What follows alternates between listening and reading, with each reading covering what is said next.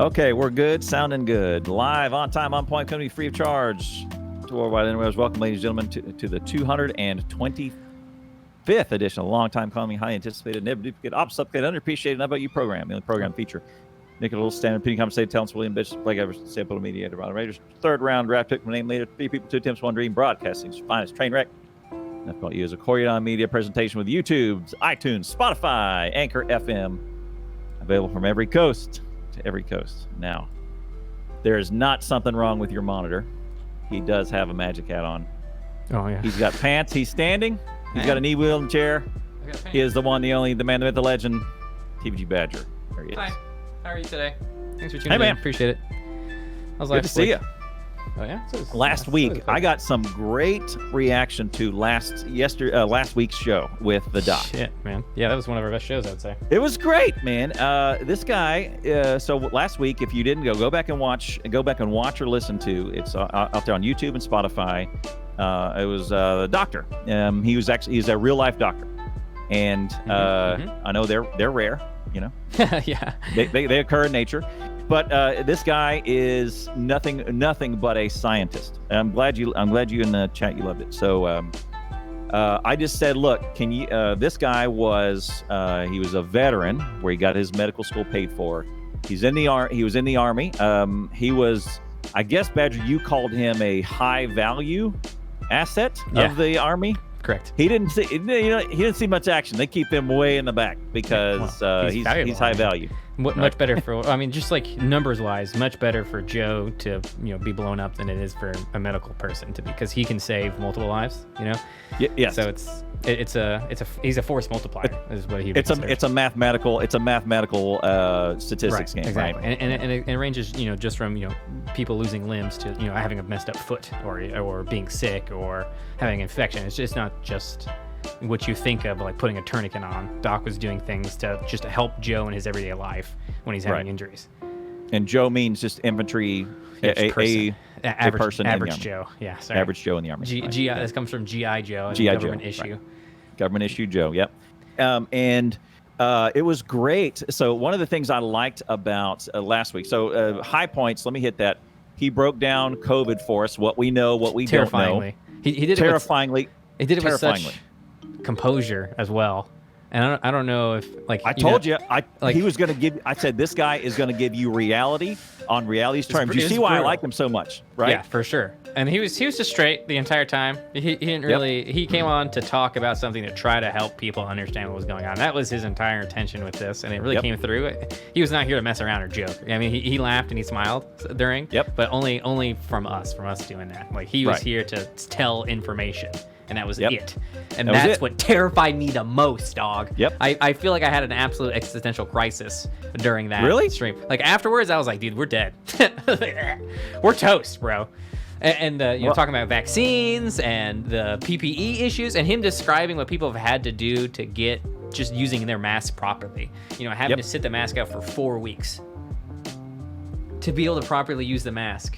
I've been using the same mask over and over to go outside, and I was like, I haven't cleaned it a single time. So yesterday I went in and freaking scrubbed it, and now I realize, I have to wait for 4 weeks to make sure that virus particulate isn't even in there. It's way more terrifying than I was even giving it credit for, and hearing it directly from a doctor. You guys could go listen to last podcast on Spotify.com. Yeah, 224. It is called. The title is called "The Doctor Is In," and so I've known this guy for a long time. He and I were university roommates, and he is that sort of thing that he just described to us. He gave us it is on YouTube. It's on our YouTube channel. Click on the links below, and he described to us. I knew he was going to do this because his candor and just straight up of. This is what we're dealing with, and this is what we know, and this is what we don't know. Here's the facts of it, but here's the hope for it. Is that here's the direction we're going in. Here's some stuff, but he was going to deliver us reality on reality's terms. And this guy he's not like me, where he will crack wise and do things for effect and all of that sort of thing. He was not going to come here to make everybody laugh. He's not going to come everybody give everybody good feelings. He's going to come here to tell the story. And you told me that, but I didn't believe you until it actually happened. Yep.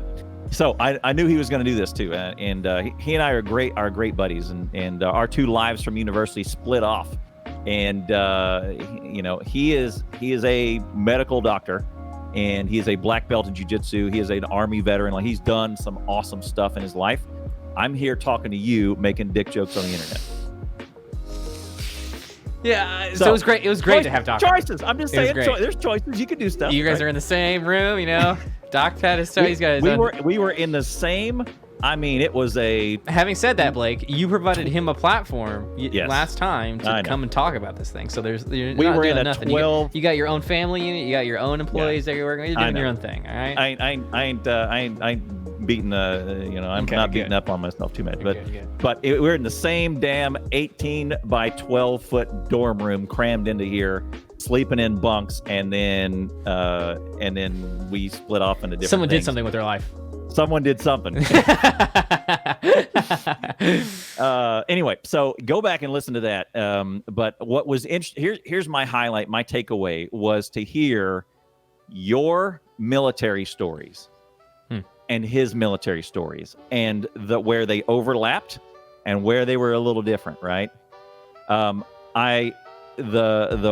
part where they overlapped was the U.S. knows how to go to war, and they go to war first class, right? They set up a city in the place where basically they set up a city in the place where they're going to, and they don't goof a boot. They don't. You were really surprised by this. Like, me and Doc are nonchalantly talking about these small things. I guess a lot of people don't understand that. Yeah, it's like a little economy that the U.S. set up over there. They had a CD store on Army base that you could go buy CD. That bootleg CDs, go buy CDs from, right? And then that money goes back into the economy there. It's really weird, actually. Yeah. Because we went to war there. They had a gym to build things. They had a bar. They had a mess hall. They had a CD. They had the commissary. Not a lot of alcohol at all. No soldiers allowed alcohol. Period. They had this thing called near beer, which had the tiniest amount of alcohol in it, but it's effectively zero. Near beer, yeah. Oh, you would not have liked that. No, I would try. It probably tastes awful. Yeah. I turned 21 in Iraq, and they tried to give me a near beer, and I was like, no, it's not even an actual beer. Get out of here. Right. I was dry at the time, so I didn't really mind. Evil Rice's dry. Right. It didn't matter to me. I didn't drink until I was 22. Yeah. So where you guys were your common stories were nonchalantly describing how very systematic and very, I would say, comprehensive the place, the camps, Camp Liberty, or I think is what you call it. Yeah. It was very a mature, almost a small town, and an economy, and all of that sort of thing that we set up for, and it was as home as it could be away. Right, you were definitely not home. And you tried to do that, right? That's kind of the human condition, right? To try to make it so like it is home on purpose, right? And then the other ones that was kind of heartbreaking. Like I stayed up and thought about this a little bit. Was your stories of coming home, and that sort of stuff, and how it took him little bit of time to come home, and took you a lot longer. He seemed, his statements were that he was well-adjusted when he came home. Yes. But when he heard me talk about it, he started thinking, and I feel like they kind of reminded him how long it really took him to readjust to not being over there. And our situations were very different, and what we were doing was very different, where he was able to apply what he was doing already in Iraq to being home, and that was sort of, how he can get back into a routine, having a routine already. Mine was very different, where there's no opposing force once I got back to the States, right? There's no way to also probably nobody giving you daily small achievable tasks, like, okay, get up, make your bed, do your thing, execute your meal, do your thing, wash your hands, bishop, like all of those sorts of things. Whereas I would imagine the military, you have a laundry list of 50 to 100 small achievable tasks that you have to do every day, and someone is telling you and punitively reminding you to do them every day. So I think the difference between a leader and a follower in this case is that task list, at that point that I was in the military in Iraq, I was no longer being told to do these things. I was doing them already and making sure others were doing them. So I think there was a bit of a swap there for me at that point, because I was an E4, but I was a leader of people around me just because of given leadership rather than instated leadership. Like I wasn't a squad leader or team leader or anything like that, but I could check on my friends to make sure everything was fine, and make sure they were doing their exercise because they had a PT test coming up, and there's lots of different things that you can do. I mean, just making sure everyone's fine mentally. Like how was going out of the wire yesterday? That thing happened. Are you okay? There's lots of different. So I think especially early on, you're going to get a lot of that where it's small, tiny task. And then coming home when there's no task like that, there's no one to check in on. What's your status? Green, green, green. What's your ammo like? You can't do that to anybody, right? You're home by yourself. So there is, there's a bit of difference. Yeah. I mean, Doc could at least go and do work, Yeah. So probably his medical duties over there fairly similar to what he came home and started doing, right? Yeah, probably a lot of it. Maybe a month's worth of go here, do this, set this up, get a job, do the thing, and he could pretty much be doing 70% of what he was doing over there and do same 70% what he's doing at home, right? Yeah. I would imagine it's very quick for him to kind of functionally do the same stuff. Right? As we talk about this, I realized this is why I went into private security after college, because it was very similar in a way. Getting my firearm, going outside, going to my location, checking the area, doing all the things. All that stuff that I could, putting my boots on for work. Achievable, familiar tasks. Right? Yeah. I never even thought about that. That's why I gravitated to private security. Yeah. Yeah. Anyway, it was that was one that I stayed up and kind of camped out on for a little bit. The rest of the COVID you took away the COVID and the disease and all that, and we're going to be wiped out. It's interesting. You had a different takeaway than me. I guess yeah. Right. I hadn't talked with him. All of that stuff that we did was unrehearsed. All of that. I didn't brief him on the points that he was going to cover. I had no idea. So I was reacting to it live. As same way, I was getting the information the same time you were, same time the viewers were. You had a reaction to the medical and biological aspect of what's going on. I had a reaction to the the military and the PTSD, etc. Right. Anyway, that is. That was different that was different. I camped out on military stuff. So what was the give me two things. What was the most terrifying thing that you heard last week, and the most the one thing that gives you the most hope? How rushed the vaccinations are. Just hearing about the vaccinations and like how they're really trying to push it, and like the corporations are really trying to make this thing work where there's so much pressure to make a vaccine that they're not being properly tested. That is absolutely actually freaking terrifying. That like prior to that statement, I was like, come on, vaccine, let's go. And now I'm like, maybe don't like permanently ruin people's. I mean, people are already dying from COVID, right? So let's not make it worse, right? Right. I mean, who's gonna sign up for experimental testing? I guess that's fine if you want to, but it seems very dangerous. That is just hearing that it's so much pressure on the development of this vaccine. And we want the vaccine, right? We want to fix this issue is the thing, right? We do. But maybe like, let's be reasonable about what we do to other people and not push us out. So that has stuck with me hard. Yes. Okay. So the same thing. Okay. That same mathematical equation that the Army does with Doc and Joe is what's going on in the vaccination and in the FDA right now. Right. They're trying to save as many lives as possible, and that's the end all be all. Calculable number of lives lost in every nation, and it's been going on for several months. And we're getting good at predicting lives lost and getting curves, right? And now there are vaccine studies that are going on, and they have a success rate, they have a failure rate, and they have a negative effect rate, either side effect or death, right? Hospitalization, not dying from it is great, but hospitalization is still an issue, right? You don't. And that is a giant mathematical equation that everybody's trying to get their head wrapped around. Mm-hmm. Straight up, there is no.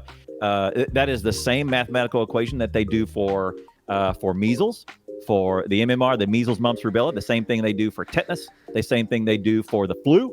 The flu every single year is how how many people is the flu going to kill this year? And it's How going many to. people Flu is season's the coming. flu vaccine going to kill this year? Is it worth it? Terrifying. Yes or no? So If- this is my existential crisis, basically. That was my biggest what the heck. I understood that, but to hear it from him was something. And then the thing that made me the most comfortable was how blasé he was the entire time about the entire situation. Just the calm, cool collectedness that he had while talking about this very difficult thing. I was kind of put in a happier place knowing that kind of person is who's in charge of handling this, where 600,000 people have died. Okay, let's just, deal with this. We're moving forward. This is what we're doing. Because that mentality is absolutely necessary.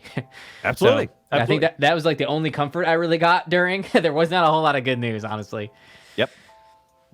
The other thing that I liked was, by the way, guys, Badger and I are just kind of indulging this. You got to indulge us because Badger and I did not have a chance to kind of hash this out and decompress last time. We went 2 hours. Right. I'm looking at we just tried to pull. It's a 116-minute podcast. I'm looking at it right here. And we tried to pull as we went much right information. to the hour. Right. We just pulled all of the Right. info we could, and we've just been thinking about it the past week, basically. So we're going to do a podcast here's going the over thing. the last podcast.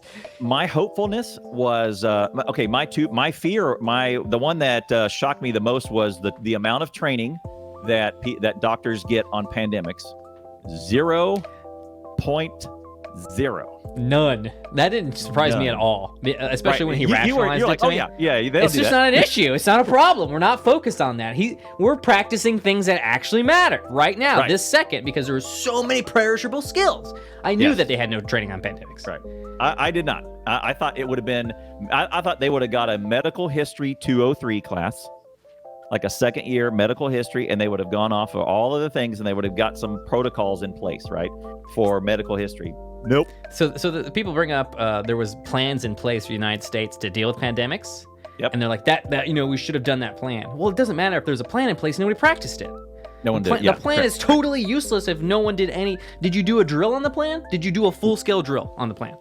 Right. No, you freaking didn't. So you can write it. You can write all day, and you probably write the person who wrote it is the only person who read it. Probably, maybe one other person read it. It was like, yeah, that seems fine. It's never gonna happen anyway. It'll be okay. I would agree. Right. We never practiced it. Even apparently came from the Obama administration. He has some speeches about that sort of thing. Obama did not write it himself. I'd be surprised if he did. Obama got the. I hope not. Yeah, I hope not. He's not a doctor. He's not an epidemiologist, right? So so someone gave him the bullet points, and then someone else put it in a speech, and he went out and read it, right? And he says, "Here's what we're doing," right? So and probably that went on the shelf, and then he went on to figuring out how we're going to get Osama bin Laden. And how are we going to get, what are we going to do with this thing over here? Yeah, what's things going on that with actually Iran? mattered. There's natural disasters going on. What's going on with North Korea? There's all tons the of sort of stuff that he's got to do. Actually important, yeah. Right. And then 4 years went on, and then suddenly Orange Man Bad got into the White House, and then I love calling him Orange Man. It's my favorite. Orange Cheeto Man. is also another one. What's wrong with his skin? I don't understand. Like, why does it like that? So then nobody read the procedure. Badger's exactly right. If we didn't practice it, then there's no. If we didn't practice it, we didn't talk about it. We didn't put any things in place. We didn't do all these things. Then it's not really procedure, right? And then even if we had that thing, even if we did, we didn't execute the plan anyway. We didn't practice it. We didn't do any in that business. Same thing in the Army. There are probably procedures that are written that no one ever does. Tons of different. Tons. I mean, yeah. and even procedures that are written are very easily messed up. Like even seriously super basic stuff that you're supposed to know. Like this is why we call it a perishable skill, because if you're not actively practicing these things, they'll slip away. Like no matter what. Like if you go a year without doing land nav and you were high speed land nav before, you're not going to be as good. You're going to make mistakes. It's going to happen. Even just a simple malfunction with your weapon, you need to practice clearing it because you'll make a mistake in the heat of the moment. And when it comes time to execute something, it's really. If you haven't had the full experience of it, it's just not going to work out when you go to do it. Right. So that was my shock moment of no training, no medical training, no Army training on pandemics, none of that business. My hope for it was he says, look, we can do this, and we can beat this thing, and it is very simple. We always think it's super complicated. We can beat this thing, and he says the things we need to do Super simple. 1, stay away from each other for a little while. Number 2, wear a mask. Number 3, wash your hands. That was, at the very end, he gave that takeaway, and it was very basic. Like, just staying away from people, social distancing is the number one thing to do to prevent yourself from getting COVID. That's the end-all, be-all. If you're not around people who are sick, you can't get sick. Yep, I mean, if you're not around lots of people, you stay away from people, stay in your family unit until things aren't as bad as they are. That's like the thing, even beyond any other measure, even beyond washing your hands, even beyond wearing the mask, still social distancing. And when you can't social distance, use a mask. Make sure you wash your hands. Keep your hands away from your mucous membranes. If you have open sores, cover them. But those are extraneous. Yeah. Just stay away from each other. Right. So you think about it. The huggiest cultures in Europe, Spain and Italy, got hit the hardest. Right. Yeah. That's a good point, actually. MC and I were talking about this several episodes ago, where he said there's a cultural thing of, do you embrace a lot? Do you get near each other a lot? Are you a lot of people in the same home, right? Multi-generational home, that's a thing, right? And one of the other things that is common in Japan also is a multi-generational home where mom and dad with the kids, young mom, young dad with the kids are on the bottom floor. Mom and dad, grandparents are upstairs, and then great-grandparents on the third floor. That's a very common thing, and they just move up, right? We've talked about culture a little bit, and I think culture has played a massive effect on massive this. Role. Like, absolutely huge. But like, when we talked about Japan culture for being willing to wear masks, when people get sick in Japan, they wear a mask. It's just a thing that they do. They do. Right? They just do that. That's like a common courtesy for other people. It has nothing to do with things that are going on. I'm sick. I'm going to wear a mask so I don't get other people sick. I'm going to have to go on the subway. I might as well be courteous and do this. We do not have that in the United States.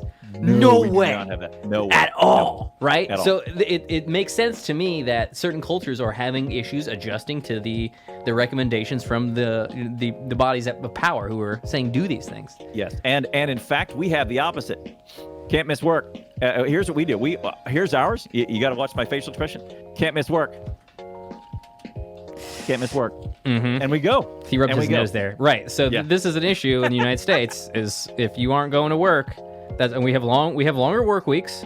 So a lot of us don't have health care. So missing that income is a problem, right? Less vacation.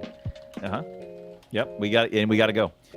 And the thing about it is Japan probably scored an A+ on their dealing with it, right? They are the most population dense of I want to say maybe of kind of the one of the highest population density. Because India is really dense, China's dense, even Thailand is pretty dense. We'd have to look at a map to see the density there. Yeah. So a lot of the Asian countries have knocked this thing out of the park, honestly. I think Thailand had an amazing tracing that they were doing.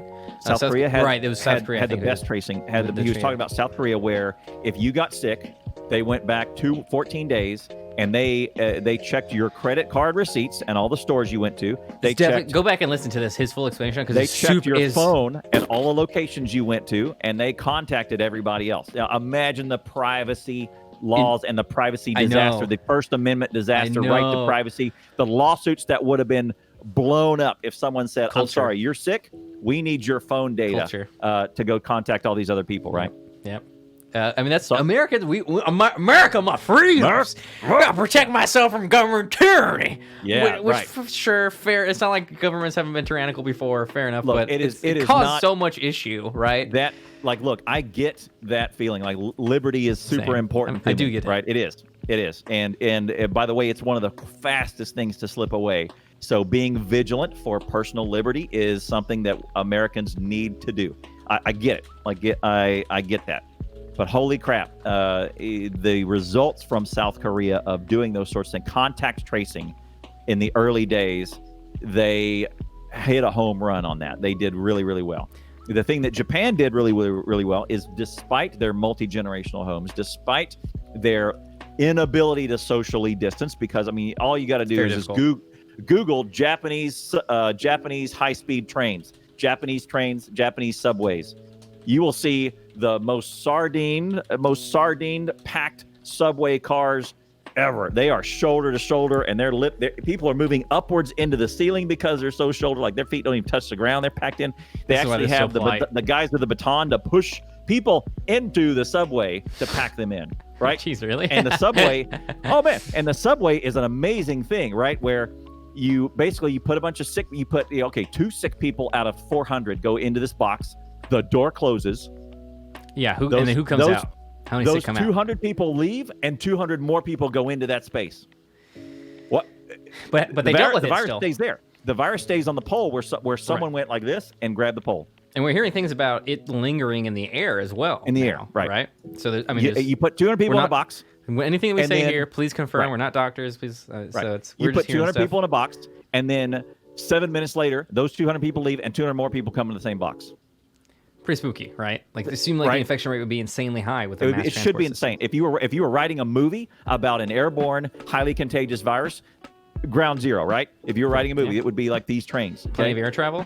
But air travel, right? But here's the thing: they don't touch each other. They do the bowing, right? They do they don't. They're not big on handshakes, and that's something we talked about. The handshake and the hug may be gone forever. Like and they mask. And they socially distance, and I don't know if they did contact tracing or not, like they did in Korea, but Japan never locked down. They socially distanced where they could. Everybody wore masks because it was a good suggestion, right? It's a good idea. It is. They were just into it in the first place. And this is the cultural thing about Japan. 800 deaths is nothing compared to the population and the population density of Japan. Like if the government, if their leaders tell them something, they say okay. Like that's it, right? There's like no, and that's a thing that when their elders say something to them, they follow through. And I'm sure there's subsets of people who don't follow, but so America has 330 million, Japan has 126 million in like a 30th of the landmass. Right, super tiny area. Super tiny area. 126 million as of 2018, and they had 800 deaths.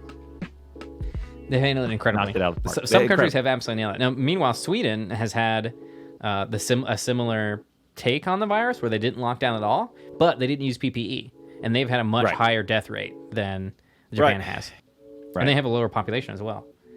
And when they made that decision to not lock down and to try and do herd immunity, their assumption was that herd immunity was going to work. Which was a little bit too early to be making what that kind of we call. learned yesterday, what we learned last week was, is there a guarantee of herd immunity? Not really. We don't know. Even with the flu, there's not a guarantee of herd immunity, right? Like it's why it's an issue every time, over and over again. So there's only 10 million people in Sweden. Wow, Sweden's super small. I didn't realize. It's 1/13th the size of Japan. God dang. Yeah. I mean, I guess it is mostly ice. Anyways, so yeah, it's. What kind of crops you got going on in Sweden at -4? You know. Right. Yeah. They have some crops. They're killing English people for food. I don't know what they're doing over there. There's only 6 million in Norway. Wow. For some reason, I felt like Sweden and Norway would be bigger. Maybe bigger. Yeah. There you go. Anyway, it's a great thing. Thank you for indulging us. Badger and I needed to unpack that together and figure out and kind of decompress on last week's topic and last week's talk. 116 minutes of some of the greatest storytelling and some of the greatest information you'll have. So go check it out. I'll put the link in the chat if you want to go hit the subscribe button on Spotify, and you can go list it also on YouTube. Enough about you. So. Today you talked about there is a gaming chair. Oh yeah. That streamers that has entered Logitech the streaming community has made this gaming chair for $1,200. Okay, so obviously the price point is up there. I don't. There is not a piece of equipment in my studio that I purchased the past 5 years, including this DSLR camera, that it's like even half that price. Right, $1,200 is a pretty. I mean, like it better drive me to work. Like my car is cheaper. I mean, it's so that's a chair. I bet it doesn't even come assembled. Okay, right. I bet you have to put that sucker together. Is there a guy gonna come to my house and do it for me? It better. $200 and all right, so $300 chairs. We're kind of used to that. We're kind of used to seeing even $600 pushing it, $599 chair. It's kind of there, right? We know that there's a thing. $1,200 is this price point might even be there to make a start. Yes. Exactly. It's like Tesla selling the cars, yeah. Like there's a certain model. when it comes to this type of price thing. Now, obviously, I don't give a crap about what the price is necessarily. I care if it is worth the price per se. Like, is a chair capable of being worth $1,200? And then you instantly get into what's my health worth. But then does it affect my health? So what I was saying on stream today was this: I could buy 4 of these desks for one of those chairs, and I could just stand. Yeah. Is standing better than sitting? I think unequivocally, we've decided that, right? Like pretty well, we've decided. So I don't like the logic is kind of right. So presumably you're investing $1,200 into comfort or health, right? One of those two things it needs to last for the rest of your life for sure. Basically, it does, right? It better. It better. If freaking well better because it's $1,200, right? It is the craziest ass chair you've seen, right? It's its highest price point. But here's the thing: is that we saw, I don't know, for some reason I think Kanye is involved in this thought. He may not be involved, but wasn't someone selling $100 water bottles before?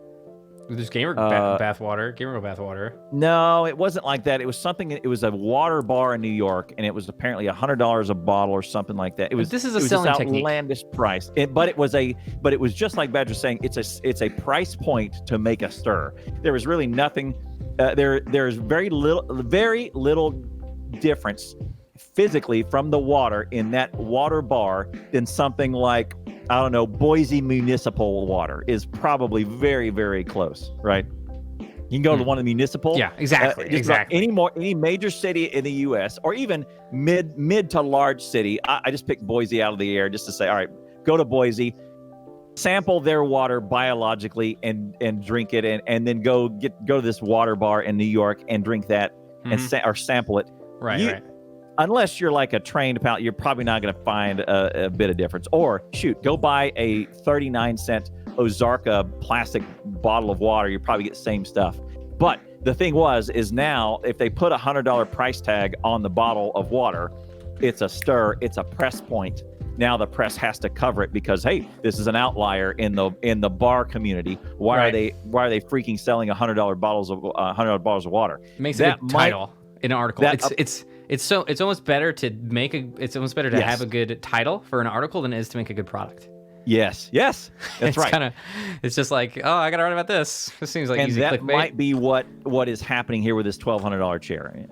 Anyway, and so if you're doing it for that, that's one thing. But the thing is, if you buy a gaming chair, most people is comfort or health, right? Those are your two. That's what pops into my things. head with any chair, right? I don't want my chair to look good. That's why I've never bought a DX Racer. Like, it doesn't matter to me how the chair looks on stream. It doesn't matter to me at all. I really want to just be comfortable in my chair. Like, and the reason that I stopped using chair as much is because I could never find a way. I've never sat in a chair. I was like, you know what, this chair is comfortable. Right. I don't know. Right. Like, is that just me? Have you sat in a chair and been like, that's nice? Maybe like a lounge chair. This one, this one's. You like good. that one? Okay, so here I'll tell you my journey on into streaming. My first. Okay, this is we're gonna tie it back into being a streamer, etc. Because we're in the industry, all that sort of stuff. So, my first year, I saw Fuzzle's Bigfoot had a fancy chair, and I thought that looks awesome. I saw the aesthetic of having a gaming chair looks pretty cool. The big wings in the back. Yeah, it's got the wings up here, and it's got the little logos. And when he gets up, but you remember, there's a chair emote when someone leaves, and they got to take a restroom break or something, and then they have a chair, right? Jason and it's chair stream, right? Chair stream's better than the streamer stream, right? Yeah, blah blah blah. This blah, blah, blah. Okay. So I saw that, and then I did like all of my follows, and I looked at who had gaming chairs. High percentage people have these gaming chairs, and I said, well, and they're like $350. They're $300 or so, right? And I thought, well, I need to go get one, and then I thought, no. If I go get one, I will need to sit in one before I get it, because I need to make sure if I'm going to spend hours sitting in this chair streaming, hours. It really does. I need to make sure it's comfortable. And what is the number one? What is the number one aspect of comfort that you need to pull the trigger on a chair. Back support? Wrong. Okay. Ass support. Looks. Ass support. No. The what goes numb the earliest is your butt, right? And then you end up going, oh God, I got to stand up. That's what makes you want to stand up, is when your butt goes to sleep, right? It is the number one thing. So I said, well, I need to sit in all of these chairs before I buy. $350 is a lot of money. Yeah. So before I invest in this sort of thing, I need to sit in it. So if you notice, our first trip to PAX South, tons of these chairs. 19, lots of gaming chairs. And I went and sat in every one of them. Every single one of them I sat in. And I said, I'm going to physically sit in them and see if the ass support works. Here's the thing. None of them were more comfortable than the one I have. And this is an Office Depot more comfortable. $115 padded ass chair. That's Do you know why they weren't more comfortable? It's because they took that office chair and they made it look nice. And then they put gaming tag on it. And that's what they do to us, guys. Okay, it's the reality. These gaming orgs, they just take a thing that already exists, make it look LED-y, and they put gaming on it. And that's it, man. And they're just trying to exploit us. It's really okay, so this is why there are streamers out there with gaming chair deals, because the way that they're going to sell their product is by advertising it, not by it being effective. So there is plenty of organizations that don't do advertising. It's because they have a superior product. This is a very common marketing methodology. If you have a really, really good product, you're putting a lot into R&D to make the product, and you're spending less on marketing. When you Factorio.com. No advertising. There's so many good product. examples. Tupperware is one of the biggest examples, I think. Yep, perfect. And then the opposite is that is if you're making a cheap product that's easy to produce with no R&D, you spend more on advertising. So when you see an organization start paying lots of people to promote their product, probably you can come to some conclusions about it. Yeah, you can kind of work out what's going on there. But when things spread from word of mouth, that's different. Yeah, right. Superior product, right? So that being said, click on the link. No Craft Servers, one of the best in business. Click the link, make purchase. The saturation of the market is sometimes an issue as well. When things are super saturated, they're probably very samey. Yep. This is a weird one. So I sat in all of those chairs. None of them. I haven't. This Office Depot chair is probably 10 years old. I bought it for $110 for just before I started streaming, because I needed a comfortable chair to sit here and play TF2 or play Arc, so I could grind it out. And it has a comfortable butt. That's it. And it doesn't hurt my back. It's neither here nor there. It is a supported back chair. See, I've got these little armrests. Issues with my chair. So I need Yeah. So when I'm sitting in a car and driving, I have an arc in my back that you I don't know. I've never found a chair that properly supported. And then I have an issue with gaming as well, where I slowly lean forward. Yep. I do this number toward my monitor. Now that doesn't happen at all with standing. Or I've seen you do the lean. Oh yeah, start sliding. maybe you're right. Maybe you did this a lot on your 24-hour streams. By the time near the end of it, you were getting low. Getting low on it. You're getting low on this. I was leaning back, and my small of my back is pressed to the lower. Fallout 4. I'm gonna beat that dog. I'm gonna beat that dog right now. Instantly. Tired. But you still remember that? It's like one of your defining moments for me on stream. I only did it for the reaction, by the way. I know. I just wanted you to. And chat lost their mind. Yeah, chat was too. like, "Nani, how dare you hit Dogo?" Yeah, so watch out for these gaming chairs. That $1,200 chair is super suspicious. And my recommendations for getting a streaming chair is either one, make sure you go sit in the chair, right, and actually experience the chair before you get it, or two, get a standing desk. Like what Badger was saying is there is a motorized desk that he has. He can hit a button and it goes, and then he can stand, and then it can sit, right? And that is easy. Super easy. Way better spend than your a money chair. on that. If you're focused on comfort and health, give yourself the option of doing either one. That's a great thing for comfort and health. Even if your current chair is, you're like, man, I kind of need to replace this chair. Think about replacing it with a standing desk so that you can start getting up and down. That's a way better investment for your money and for your stream. I'm not gonna lie to you. It's not easy to start standing at your desk. It seems awkward, But if you put the time and energy in, like many things in life, it is definitely worth it. I really, I use my standing desk very often now that I've trained myself to start actually using it. I prefer standing quite frequently. I feel like it gives me a lot of benefits. Yeah, so I would recommend a stress relief pad or an absorption pad. I use a yoga mat, a $10 yoga mat, and that's pretty okay. You can also just wear shoes if you wanted to during, but if you don't want to do that. Yeah, put some socks on and get you one of those nice cushion ergonomic mats there. You can either use yoga mat. There's some they make that you can just look up ergonomic foot pad, and there are all kinds. I have one actually at my work. Remember back when I would used to leave this house and go to work? Remember the offices No, I don't, that we used to do? What was that like? Was it fun? I mean, hate it? I got free coffee. I don't know. Yeah, that's true. The export expression machine that's sitting in the office. Yeah. So, in my new office, they have a dog. So I remember I had a jujitsu injury where I popped a rib out. Oh, wow. I'm just gonna do this diagram for you. That's what my rib did. Nice. I crushed 3 ribs together, and the middle one popped up like that. Okay. Nice. So I went to the doctor very, very quickly, and got a note that said, "Hey, Blake needs a standing desk." And through thousands of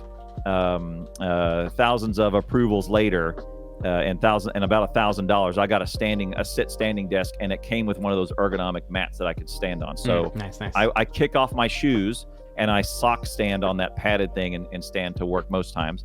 And just like you, your assessment of now you stand and the reasons why you stand, not just for health, but for it helps my breathing, it helps my speaking, it helps my thought process, it helps blood flow, and it helps me be a more complete streamer in lots of ways, right? That immediately helps all my conference calls, my presentations, my ability to project, because most of my meetings are remote anyway. And the same way it makes me better presenter at work, it makes you a better streamer, admittedly, because you're now able to engage a lot more. And also, there's 3 stages in your career, and let me just tell you. Okay, you ready?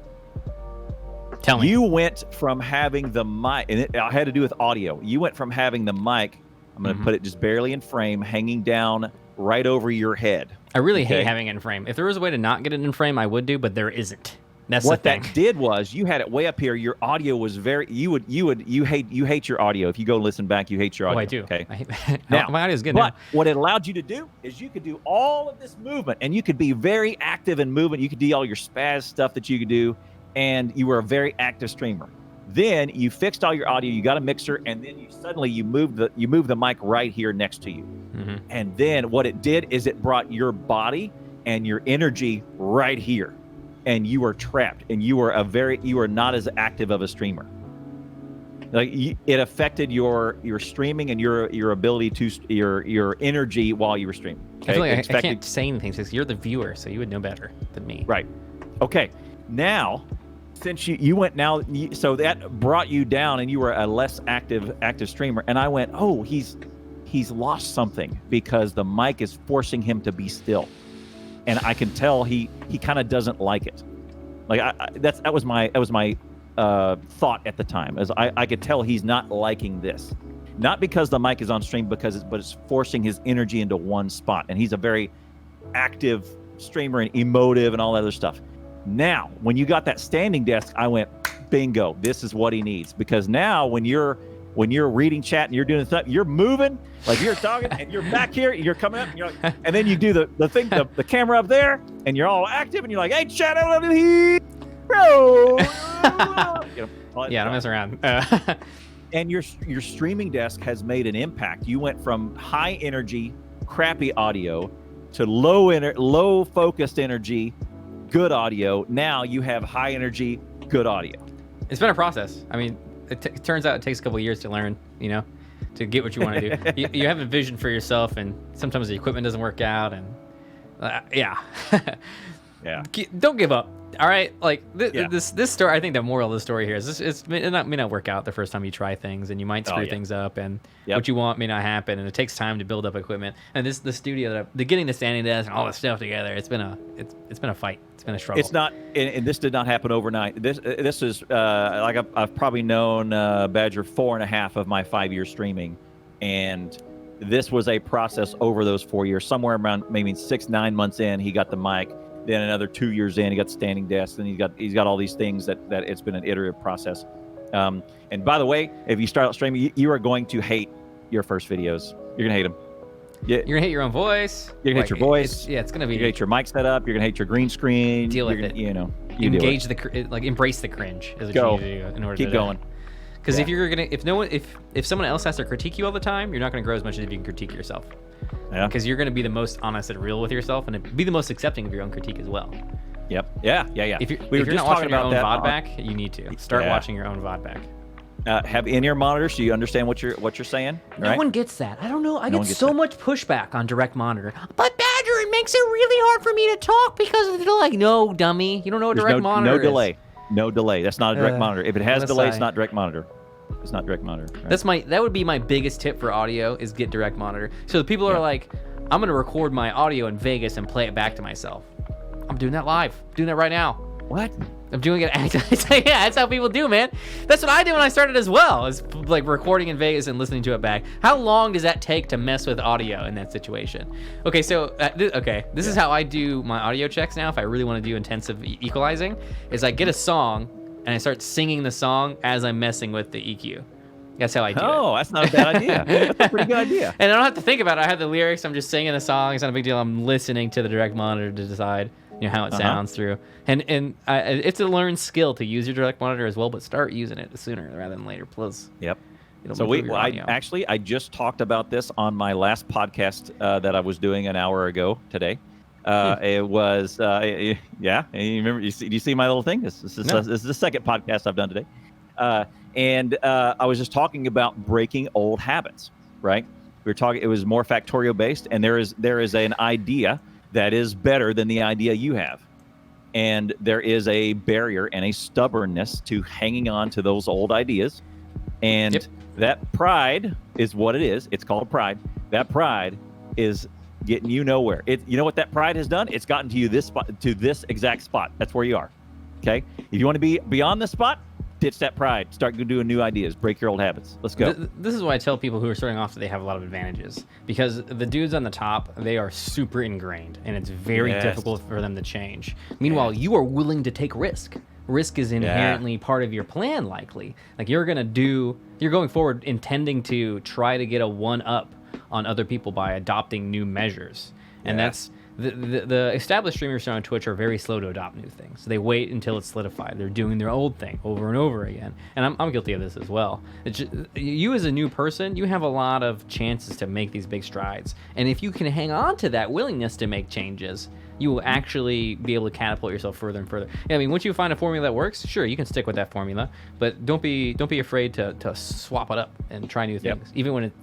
Especially don't be afraid of trying a new thing and failing, and then having that make you never want to try a new thing again, because that's bad. That's really bad.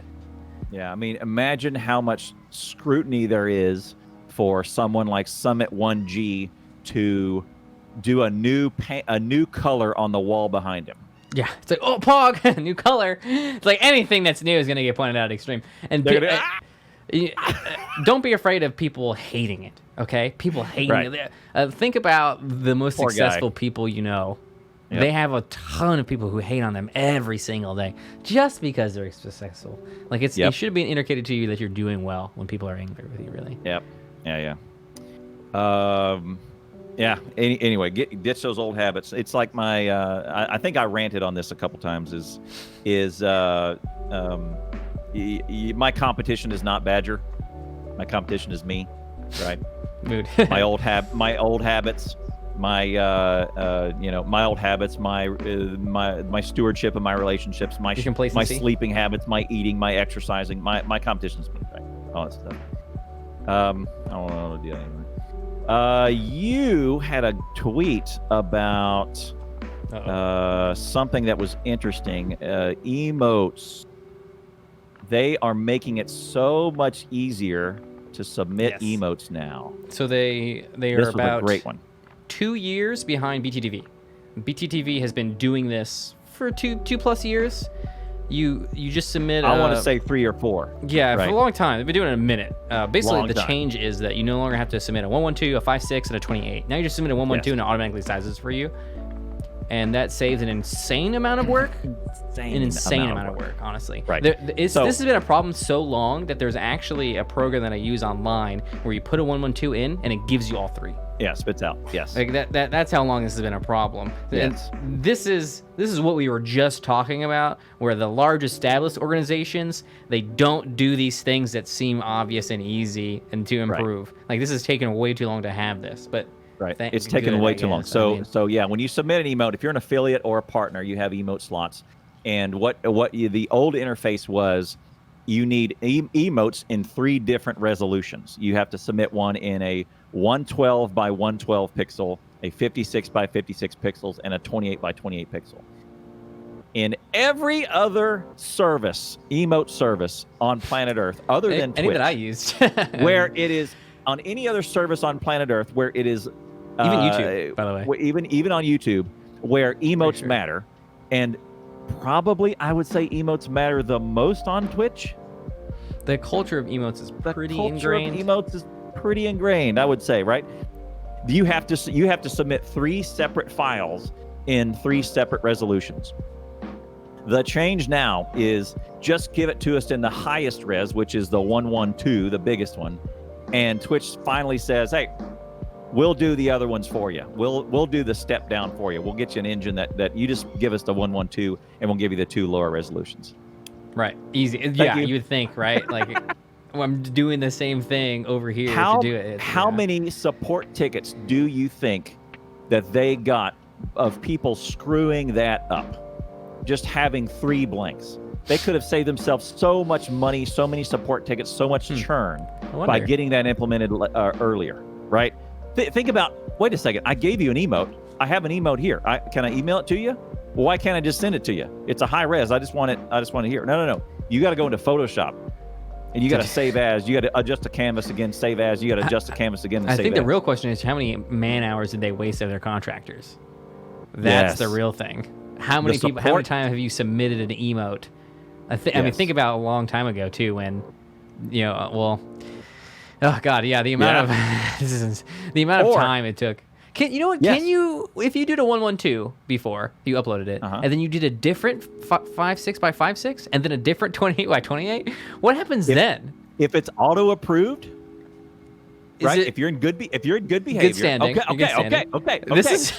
Let's go with this. If you have to be in good standing, so that an automated thing approves it, right? Right.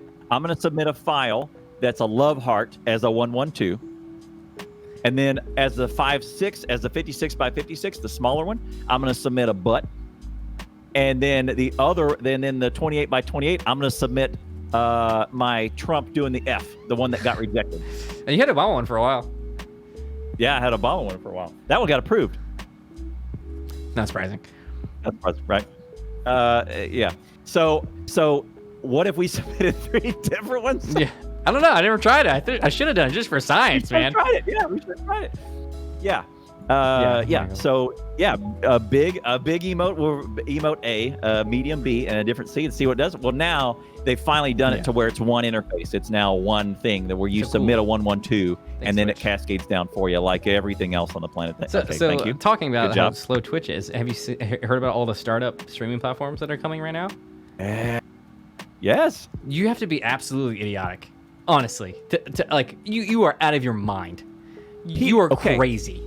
You ready for a surprise? I have this written down. Thank you for bringing that up. Okay, so emotes are now a thing, but thinking about Twitch as a streaming platform, Mixer, backed by Microsoft, has failed. Backed by big dog Microsoft is gone. No growth, everything else. Badger, I want you to open up restream.io right now. I know and that. Look at all of the streaming services that are available. You're gonna you may want to sit down because you're gonna fall over. The list of Restream possible services is gigantic. You will have never heard of 99% of them. Is there a list here I can find? I have to log in. You have to log in. Click add. I want to add a new channel, right? Okay. Remember, we used to have 3 of them. We used to have we used to have a Beam, YouTube, and Twitch. We would simulcast to those 3, right? Oh, Hitbox changes Now- into Smashcast. Okay, add channel. Add channel. Look at that list. Wow, there's a lot of them. Dang, there's a lot. There's way more than I expected.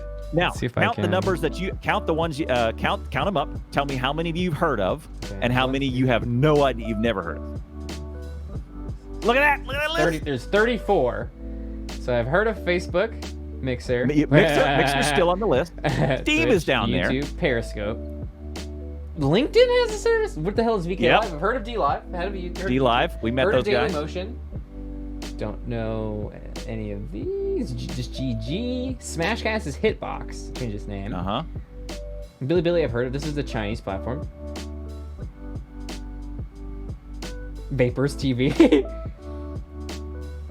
Yeah, this is a Russian one. I don't know of it though. Steam is here. Okay, I know Steam. Steam, yep. That's all the ones I know. Look at all those. I went to Restream the other day because I was. Oh, I was gonna Pictario. pick I know Pictario. They're an Okay, art-based stream platform.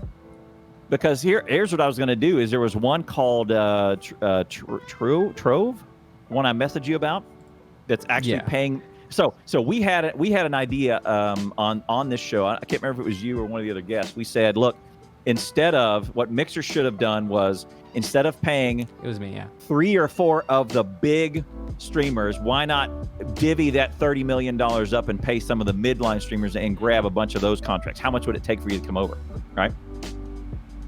Now, there is another service called Trove.io. Meow? Are you meowing?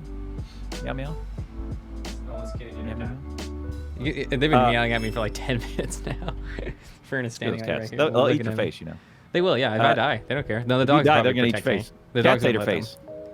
Yeah, cats for ate sure. your That face. definitely happens. But dogs actually prevent the cats from eating the face. They protect the body of the owner. That's the thing they do. Yeah, there you go. That'll be fine. Cats ate your face. Well, I mean, I don't care if they eat my face. It's probably juicy. So, I'd eat my face. Yeah, you're done with it. Yeah. Yeah, So, exactly. so how Trove was actually on that list. So this is how I looked at Restream. I said, okay, Trove was one that came to us. The latest one that's making the buzz is Brime, which has not. It's vaporware at this point. We don't even know. Doesn't right? exist, yeah. It doesn't exist yet, or if ever, who knows? But Trove was saying, look, we are investing exactly that. We have $30 million. We're going to make this go. If you stream X amount, we're going to pay you out X amount of dollars an hour. You could earn some cash by streaming on Trove. And I said, that is Badger's idea of let's go grab the mid-level streamers and see if we can get them some cash for starting to stream on this channel, right? So that was the idea. So then I went to Restream because I had an idea. All right, how about if I'm going to do a throwaway stream one day where I'm just kind of farting around. I'm going to stream to YouTube. I'm going to stream to Mixer. Well, then that went away. And I'm going to stream to Trove. So I'm going to go to Restream and see if I can just send a video out there and start and see what happens, right? I don't know. Oh, who knows, right? See what we can do. And I opened up Restream. I went to Restream and I opened up that window that you just opened, and I went, wow. What? There's a lot. There's a minute. What? There's a couple. There's a couple to look into. And I would point out that we're professional broadcasters and we don't know about these. So we don't know about does these. Grandma know about these? No, for sure not. Grandma does not know about D Live. And PewDiePie's gone from D Live now. That was the only thing that. Yep. And I think the mistake is clear now with Mixer. The mistake of what I want to do is grab a big name streamer and pull them over and thinking that it'll boost our platform. That was the mistake. They went about it the wrong way. And maybe now with these new. There's nothing wrong with Mixer. There's nothing wrong. No, nothing per se. There was it had integrated channel currency before Twitch. It had low speed, low latency viewing. Low latency. Great experience. Transcodes. Had a partner system. Had emotes. It was had integrated host and raids. into Microsoft, so that it was on Xbox, and that could have turned into integration to Windows even at some point if it had done well, which would have been insane, right? So I mean, there's plenty of advantages that Mixer had that no other platform is going to be capable of, and yet still. They were not able to keep the traction up that they wanted. And, you know, it might have been because of the toxic workplace, which kind of came out right toward the end of Mixer. Maybe. Yeah.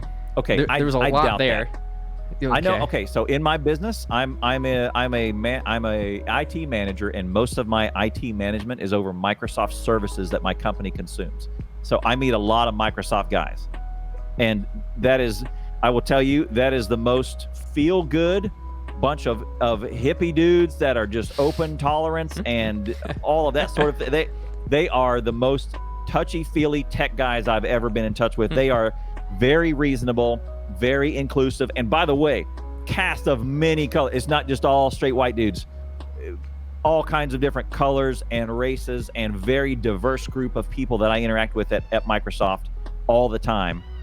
And when I saw those reports coming out of Mixer, I went, that is not my experience at all. Microsoft is on when I get a little window into the inner goings of the workers of the, like, my level. I'm not up with the CEOs and big dogs, but they're service level people that they're service subject matter experts. Every single one of them humble, gentle, feely dudes that talk about the emotion of the user, very into user interaction. How does the user feel when he hits this page? All sorts of those types of things. Very open and information collecting. They are a very diverse type of very mindful and very progressive bunch of guys that I deal with all the time from the inside of Microsoft. I would say, not my experience. I'm willing to bet that Mixer experience was an anomaly. That might have been like one or two people that had been there forever or something like that. I wasn't necessarily dismissive of that person's report, but I would say it was in a vacuum from all the other stuff at Microsoft. They go way out. Microsoft goes way out of their way to be as inviting and inclusive of everybody and all that stuff as possibly can. Okay. Because here's the thing: is Microsoft is a lot like Dell. So Dell, back in the day, they said, look, we are not going to give you any reason not to buy a Dell. Sure, they want to remove as many barriers as they can. So they said, look, we're going to be as completely inclusive. We're going to be socially minded. We're going to give away lots of stuff. And we're going to remove any kind of not just technical barriers or cost barriers, but we're going to move all those other emotional barriers for you to not buy a Microsoft service. So they want as wide of a net as they possibly can. So they reach into emerging markets. They reach into emerging cultures. They do all kinds of work with with disabled. They have all kinds of services that basically replace your eyes on the screen, replace your ears on the screen. That's where they invest their technology in what you would think of. Wait a second, is the hearing impaired a giant market? Well, probably not compared to something like the Chinese market. So, or the India market, right? But they have so much engineering power investing into hearing impaired technology, or so much in technology investing into the sight impaired market and technology to replace your eyes, replace your hands, replace your ears with this technology. They're investing so much engineering hours in being as inclusive as they can. That also stems from their CEO, Satya, does the same stuff. I would say that this was a vacuum that probably the broader Microsoft HR did not know about in that one story. From someone who has at least one foot in the Microsoft camp. I don't know. I've never worked with Microsoft, so. Yeah. They're a big dog, and they want no barriers from you to make that purchase. That's their drive. It didn't seem like Microsoft had a lot of pushback from that situation, really. It was very focused on Mixer anyway. Yeah. So I honestly don't think that there is a whole lot that any streaming service can do to move into this. Okay, I gotta take a quick break, okay? Gotta feed my animals. They're mad at me. Feed your animals? All right. Yeah. You got this for a couple minutes? Go for it. Yeah, go for it. He's meowing. Yeah, those animals are meowing at him too much. So I would say that starting off a streaming service is very, very difficult. I don't know what you would do if you had the technology and you had some startup cash and you had some servers and you had a good staff and say a group of 10 to 20 people that were very committed. What would you do to start a streaming service? Look, if freaking Microsoft and Xbox integration, and which Microsoft is integrated with, I don't know, 80 to 90% of the planet's PCs. How could you not leverage that to get your PC your streaming service up and viable and profitable? I mean, I don't know, man. I don't think it's a weird market to get into. Who the hell knows, man? But anyway, Twitch is suffering from being the cruise liner trying to turn rather than the speedboat trying to turn, fairly clearly. And like these emote sizes and some of those things, they have the disadvantage of having these quick acting type of activities and developer hours and features. I know that they're struggling to put some of these things in place. Specifically, watch parties. When Badger gets back, we'll unpack some watch parties here in a minute. Since we've talked about it, they've uncorked a little bit more in terms of watch parties, a little bit wider net. Man, I still have not done another watch party. For me, the kicker is being able to pause the show and talk about it. But anyway, when he gets back, we'll unpack that. They've done. I pulled up my partner newsletter, which actually Badger tweeted about, and he commented on. So I'm going to bring that up to it. They've got some interesting stuff in their partner newsletter. We'll hit some of those. Partner watch party is one of those things. They promote things like Twitch gift cards, which, if you're a service that where someone spends money, you should try and do gift cards. Gift cards are something where basically you're giving someone a loan of $20 to hold your cash for you. They will hold that $20, maybe some sort of small transaction fee, but they're going to hold that $20 in the attempts that someone else later on will cash that gift card. I don't know. It's free loans. It's basically, it's like that meme. It's free real estate, right? Twitch gift cards are now a thing as opposed to our partner letter. Did you? So pull up while I'm breaking this down. Pull up the partner newsletter you got on July 15th. I think you tweeted about this. I did, yeah. July 15th. Twitch gift cards are a great way to get for Twitch to get interest-free loans from the populace. So you should do. If you're a company, you should definitely do gift cards and give gift cards away because it gives companies free loans. Picture-in-picture ads, that did take a long time for non-gaming channels. That's pretty good. Let's see. Emote auto sizing and preview. We just talked about that. They redid those. Twitch Studio Beta, that is like OBS Studio, that is going to Mac. It's not super giant news for the broader industry because Mac is a much smaller slice of that. ModView has some new tools. Community challenges. Community challenges is interesting. Community challenges is a new thing you can do with channel points. Rather than charging the individual, you charge the entire channel, and everyone can contribute to the community challenge with their points, and that allows them to get to a goal that you set out for them, basically. And I think there's different ways. So I would note that points are available from giving bits and subscribing. So being there, giving bits, subscribing, the kind of classic ways of getting channel currency are available there. So it's a good change. Great addition. Something that I would call this bleeding edge of channel currency, actually.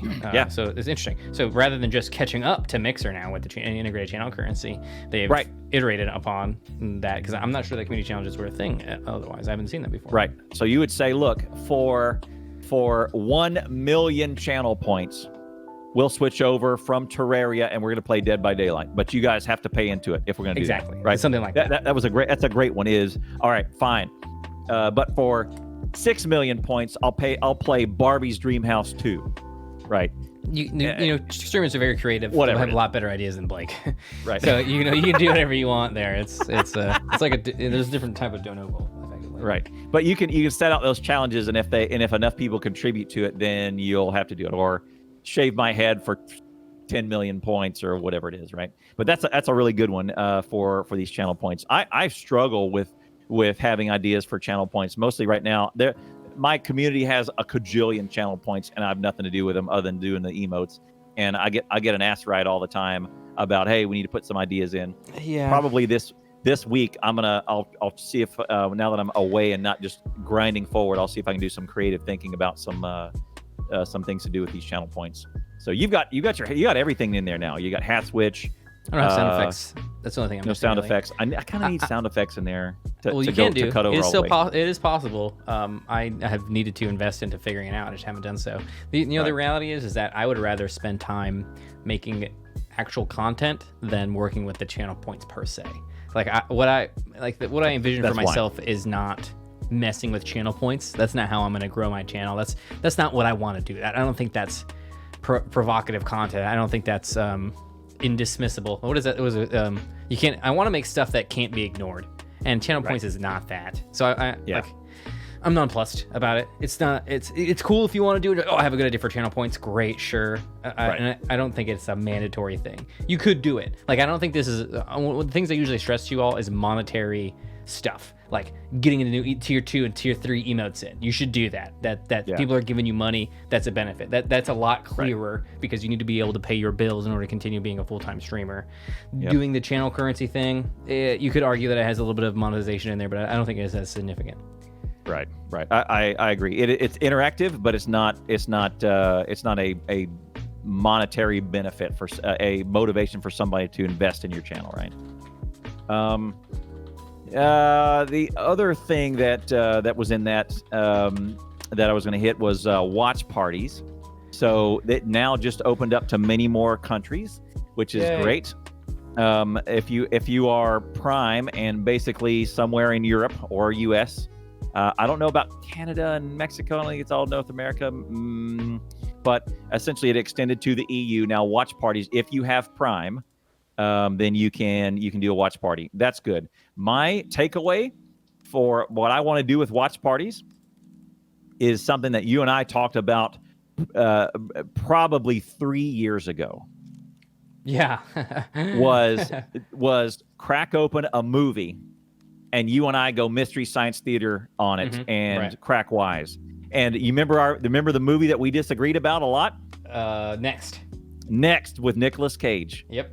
That was the worst piece of garbage type of. You liked it. Interesting premise. Nicolas Cage was gross.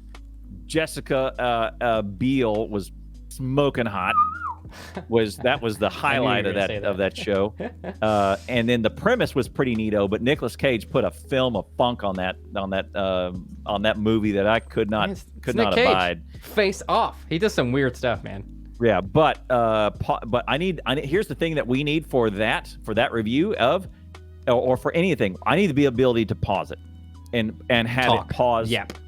And have it pause for the audience. Everybody, like we need to watch a scene and pause and then talk about it. Wait! I gotta talk about this. Yeah. Yes. I think that's right. I feel like this should be part of the watch party. I think the thing is that they're interpreting the watch party as a situation where we're sitting in the movie theater. We're looking at it from an interactive. They're here not just to watch the movie. It's hardly about the movie. It's actually about the streamer's reaction to the movie. Where are we right now? We're on Twitch, the #1 live interactive platform on planet Earth. We need to be able to interact. And what I don't want to do is I don't want to interact my stuff over content because then I'm talking in a movie theater. Right. And that's right. We also want to watch the movie. So this is a groundbreaking thing is the thing to do this. Yes. So this is another one where Twitch is ahead of the game. This is good, right? Watch parties are good. This is a great avenue to step out on. So I met the guy in charge of watch parties. And he was saying that, granted, watch parties was crap in the beginning. Like we took a shite on it pretty hard when it first came out because it was dog crap. It is now much better. It is now open to a wider audience. They're doing the thing that we talked about, where now, guess what? Your partners and your affiliates are now armed as watch party salespeople we are now Prime salespeople. Right. Hey. Do you want to be a part of our movie night? Click on this button, order Prime for $100 a year. Right? We kind of had that already, the incentivization to do that, but we kind of don't. We don't but now if you can get this audience mobilized, we are now mobilized salespeople to promote Prime, and that is good for Amazon, right? It is good for Amazon, yeah. We now have inside salespeople that are just kind of free labor to promote their services. That is #1. That's a big motivation for Amazon to get this working right. Now, but the iterations of these have come in various forms. But did I tell you? I submitted an official feedback form. I submitted a user story. Yeah. That said, here's what you need. You need pausing, and you need all this sort of thing. Right now, I tried a watch party, and I hit the pause button, and I started talking, and it paused only for me. So I was talking over everybody else's experience. I feel like there may be a way for us to deal with this, but this problem is that you have to force the viewer to hit the button. Yeah, it's not gonna work. Like you could be like 3, 2, 1, pause. You know, right. But that's God. What if people are on their couch? You know, to pause a video? Like God. Right. Yeah, but if we had segments and we could watch scenes from movies and we could say, "Oh, this is a great scene," and then we comment on it and talk about filmmaking, like who still would get subs, still be viewable on the page and all that. You know, all the other things that we want. Yeah, all that sort of thing. Man, you know who would be great at this was our buddy Jason. Jason Metric. Yeah. We could definitely have him. Self-admitted movie snob. Yeah. Like there was probably all kinds of content that we could disagree with. We could get into hearty battles with him over movies and whether they were good or bad. And he would say, "This movie's a pile of stinking dog crap," because of all this stuff. Yeah. Which would be great. Self-admitted movie snob, right? He would be great. He would be great at something like this. Anyway, watch parties have been getting the net is wider now for watch parties.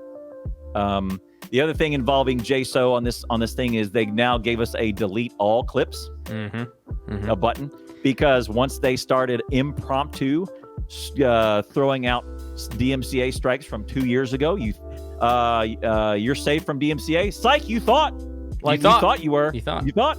No, you're not. So the Twitch has come out and said this is an issue right now with them. That clips from 2017 in particular apparently are getting struck, and this is why they're like they're rushing the implementation of this new clip deletion and stuff like that. And so suddenly it went wild on the Twittersphere about how I just got banned from a clip I did in 2017. Holy crap! I gotta delete all my clips because I don't want to get banned. I like these clips, but I don't want to get banned. Right. I don't want to unknowingly get banned for something I did 2 freaking years ago. Can't remember.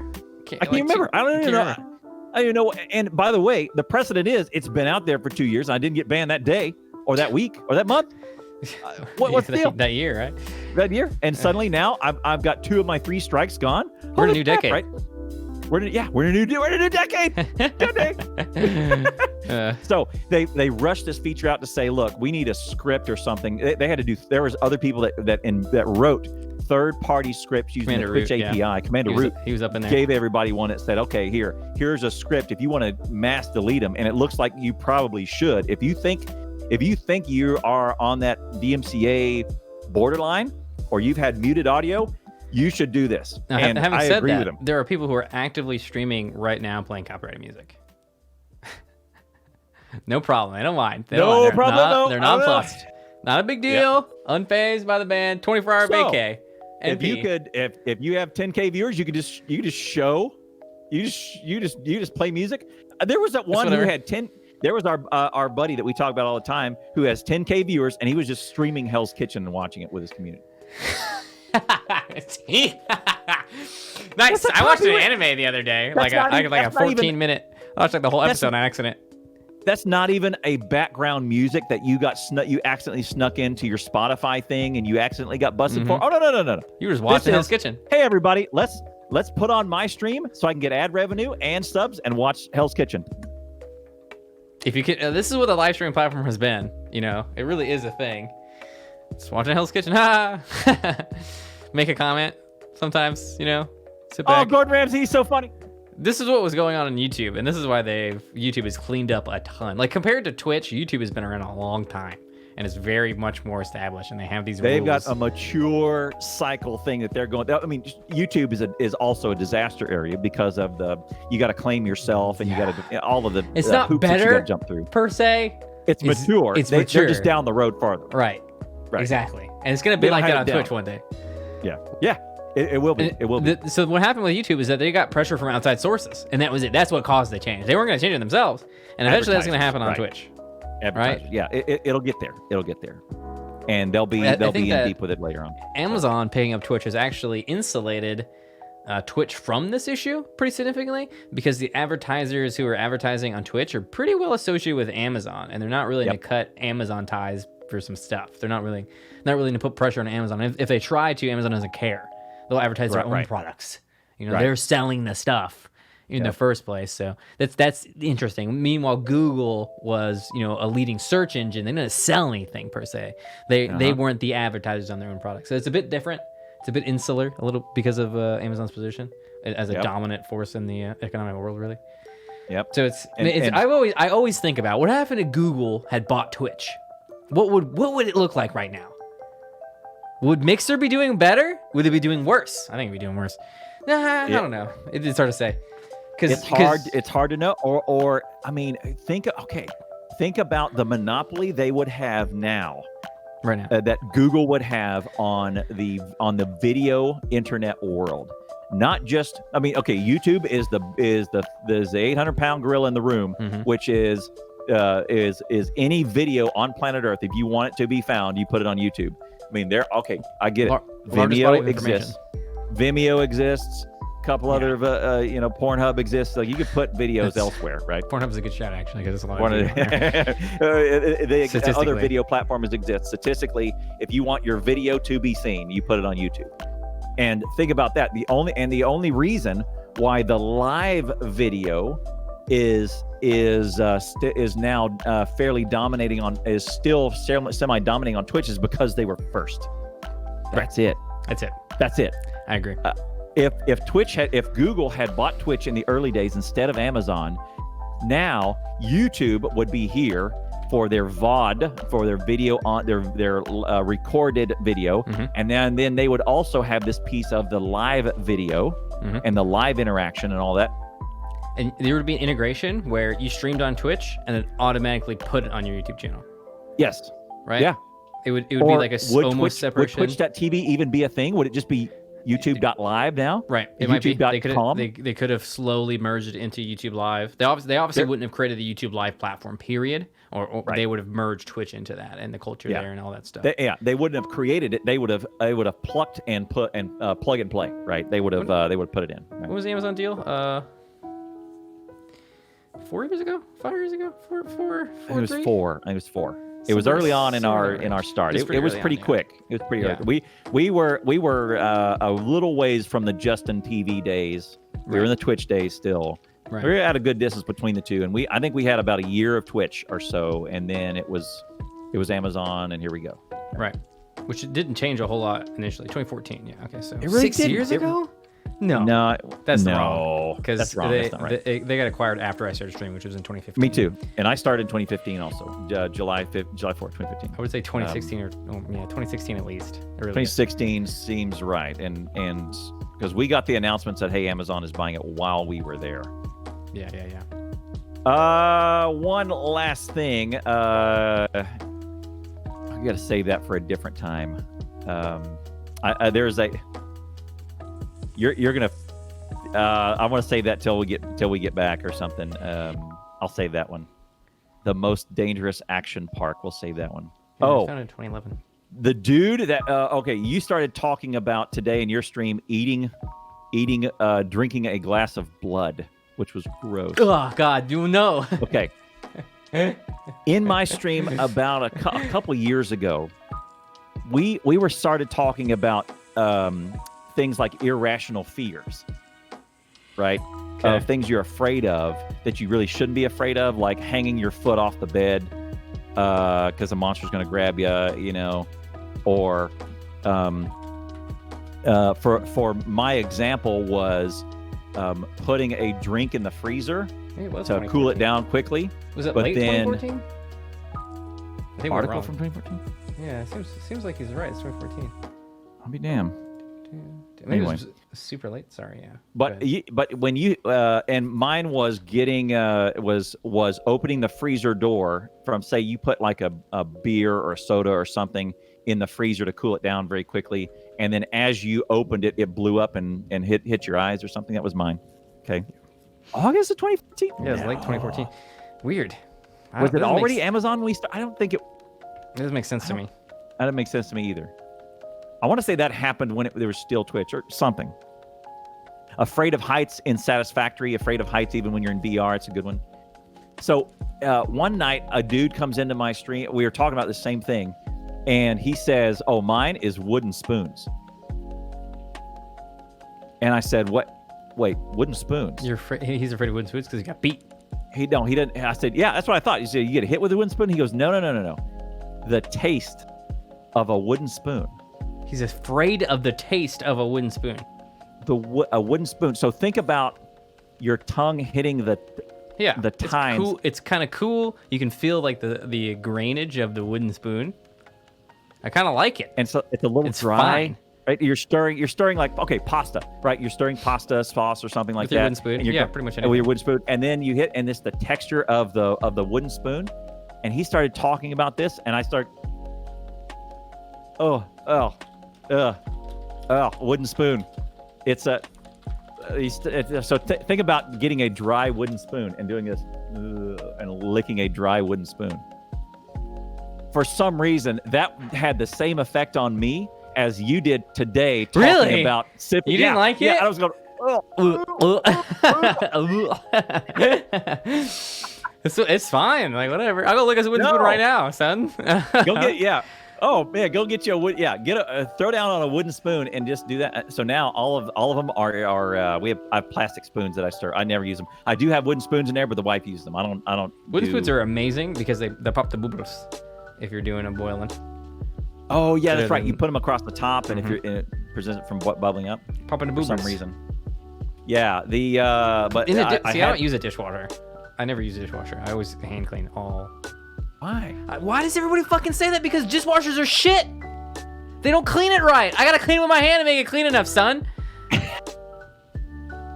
You just end up destroying stuff in the dishwasher. How much time do you save? I mean, yeah, I get it. Okay, so the thing is, none. I don't think I save any time using the dishwasher because to even put stuff in the dishwasher, you clean it first. Yeah.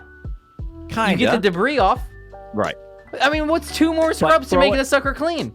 But throwing soap on it is a pain. Okay. I have a sponge that is integrated with soap. Yes. Son. Holy crap. Listen. It's faster for hand washing. And then, so when you have the dishwasher, you gotta fill it up, right? Yep. How many plates do I make in a week? Not enough to fill this freaking dishwasher. How many people I got in my house? You got more. Sure, that makes sense. You're packing heat over there with the amount of plates you're going through. But I'm not. Yes. So maybe that's the difference. For one, this is me living alone all the time. Right. For one dude, I get it. Right. Okay. Sure. You got 1 plate, 1 bowl, 1 fork, 1 knife, 1 spoon, 2 cups. Yeah. Right. I just fucking won. Okay. But right. Yeah. You can't even buy just one. I guess you could buy just one. Yeah. Just rip one out of the plate and take it to the cashier. Yeah. It's fine. How much is this one? Come on, let me buy just this one. I get that. It was a freaking wreck in there. When last time our dishwasher went down, I think it was earlier this year. Yeah, it must have been either March or February. It was a freaking nightmare to not have one. We had dishes everywhere. We had a drying rack. The counters were crowded, and we were spending so much time scrubbing and doing all this stuff. And it was a nightmare. Now, you know what my deal is? What's your deal? Now, the daughter is the unloader of the dishwasher, and she also does the trash. That's her 2 jobs. Mostly because, one, she's taller and she could reach the stuff up top. Ash is short. Ash is now the dishwasher and loader, and he's responsible for dirty dishes and emptying the sink. Right? So he does all of that sort of stuff, right? I mean, I guess, I don't know. It's fine. So they split it, and her job is, and a part of her job that we made a change was she'll go and empty it, and then if she doesn't come in and tag Ash and say dishes are emptied, now go load them, she's failed. The handoff is part of her is now part of her part of her job, and if she doesn't, strike on her, not on Ash. Okay, young boy's prompting.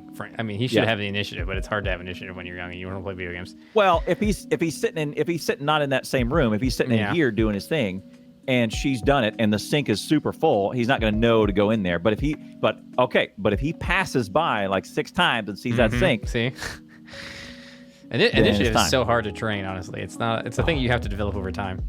That's all I want for my kids is a motor. I want them to have a motor, right? I want them to be Hey, let's get this stuff Get a cat, done. dog. They have motors in them. Pet them right. Touch them Really? right. You pet it. Rubbing it right. They say sometimes they say you shouldn't rub against the fur. I disagree. No, I want the kids to have like some energy and a motor. Yeah. They got energy just for stuff you don't care about. Right. I get the debris off. I have hot water running. I get the debris off and I throw it in there. Debris? So the debris. So and then the dishwasher gets everything super hot. And here's my rule for any dish that the wife wants to buy. Nani. You have a rule. The any dish that the wife wants to buy, go for it. It must be dishwasher safe. Because otherwise, I am going to blindly put it in the dishwasher one day. If it's not dishwasher safe, we ain't keeping it. It's not going to last. It's straight up not going to last. Because Right. if you have to give me special instructions for a dish, I will forget them, and they will at some point it will go in there. It's not of malice either. It's just of function. Yeah, it's just difficult. This is what I'm doing for the last 600 dishes. You know what? You'd be okay with it if all the non-dishwasher safe dishes were a different color. Oh yeah, bright. Give me six bright pink orange. things. You'd be like, Yeah, oh yeah, bright the bright orange. pink ones. Oh yeah, okay, all right, fine. Right. That we do have a small amount of the special china, dish china stuff that never comes out. Right. It's locked away in a cupboard. If you were ever to come over, we would no, we would not. Yeah, we wouldn't. But I'd be over there hand washing your dishes. Like, what are you guys doing? Yeah, that I get. Okay, that's the special stuff I inherit. I didn't come into the partnership with any of that. She brought all of that. I had none. I have none of those. She brought all that special stuff from family or whatever, right? But it is. But by and large, they all go into the dishwasher. All right, what do you got going on this week? I'm done. It's interesting that you didn't have that. All right, I got a lot of pushback on that. Rightly so. No, but I get it. I get it for a one-seater. If you get 4 people and you're doing dishes for 4, especially small kiddos, you're gonna want that dishwasher. This week, no, I'm good. In 20 years, I'll have having kids. I don't need kids. Tomorrow, I agree. You don't. Tomorrow, I am leaving, and I'm going to go drive through the mountains of the U.S. And I will be gone till next Saturday, 1 week from today. Peace. I'm going to go get high in the altitude of the mountains. I'm going to go get in Colorado. High altitude. What mountains? They're high. They're up high in the air. Yeah, you're pretty much. It's just being in Colorado. You're pretty at a high altitude. Yeah. Yeah, I'm going out to. I'm going to Colorado. So this is the longest. This is the longest vacation I have ever taken. I've taken in 5 years. You gonna do an IRL stream? I have not been off stream for 7 days in a row ever. I don't think I've been off stream in. I think 4 days was the max when I was in Vegas. That was what about your phone at day 5 and do a live stream? I will be out there on Twitter. I may do some stuff. I don't know. We're gonna. It's gonna be mostly driving and mostly watching. Spend the time with your family. Screw freaking Twitch. Whatever, man. Just I took 12-day vacation just for the LOLs recently. So you didn't. You took like a 45-day vacation one 37 was the highest. Yeah, you just bounced. That's a long time. That's a crazy. Long time. No, 27. It was 27. It wasn't quite a month. What did it feel like? Felt like 67. It felt like I needed another 27, to be honest. Yeah, it was a long time. It was a staycation where I did stuff here, and that was it. Yeah. I would really like a proper vacay, which is just, we're just shut down because COVID. Stuff is just driving. We're gonna drive. I mean, that's fine. Hitting places on the drive, that can be fun as well. Yeah. And we are going to do it socially responsibly. We've all got these masks. Got this mask. I got filters in them that are your place, all that sort of stuff. We're going to socially distance and do things as safe as possible. We're not going to fly. We're not going to do any of that business, but we are going to mask up and we're going to go do some hiking. We're going to it's mostly just going to be driving tours, a bunch of national parks in there, forests, all that other stuff. So I will be home late Saturday, 1 week from today, likely around this time next Saturday. I will likely not do a stream. Our next stream will be Sunday, where we'll do Enough About You on Sunday. And get that done. When I come back, though, Factorio, speedrunning, good stuff, Factorio podcast, all the other good stuff. It's going to be great. Cool. What about you? What you got? Thursday, Friday, Saturday, Sunday. I'm streaming noon CDT, 7 p.m. UK time, 3 a.m. Australian time. Doing For the Worthy in Terraria. Been playing some Dead by Daylight. Been playing some Tarkov. Might play some Red Dead Redemption on stream. Oh, because this been cancel working. Cancel that raid. Why? I want it. You want it? Oh, you're streaming? Yeah, I'm gonna go live. Cancel Okay. it, please. Yep, I canceled Yeah, it. I'll take your host. All right, I'll take your host. Yeah, sure. Yeah, I'm gonna go live for a little bit before I go. I'm not done yet. Not done just yet. I'm doing the deal. There you I'm trying to get better. I'm working on the thing. It is For the worthy, man. You did great. Oh yeah, we're doing great. We're gonna fight our first boss pretty soon. Next week for sure. Our first mech boss. We're in hard mode, so could still be the first person to complete that. The shout out to Red for making that difficulty for me. In our Terraria game, just FYI, we beat Plantier. Nice in mess mode. Oh no! Heck no! Oh, That's hard. That's really hard. It's not that bad. Try For the Worthy, dog, because it's wild in For the Worthy. It's stupid. I'm getting hit by things that do like 320 damage. You're like a normal mob. It's just like a bat hitting me for an insane amount. It's crazy. Oh, hey, look, a zombie with one of those scrapers. Oh, yeah. I'm Oh dead. God, I got killed by I got one pop by a dandelion. All right, like it isn't messing around. So that's what I'm up to. Doing it the same old. Working on YouTube and stuff like that. Make sure you hit me up on Instagram. Yeah, hit me up on Twitter. All those places. Yep. Same motivate. All my YouTube videos, I will have YouTube videos coming out, and I think they'll reach until Tuesday is what I got scheduled out. So hit me up, and then the next ones will be after I get back. So there you go. Cool. Stay motivated. That's the most important thing we can do. And thanks to you all, because you know you're awesome. We'll see you next time. And remember, wash your hands. Wash your hands.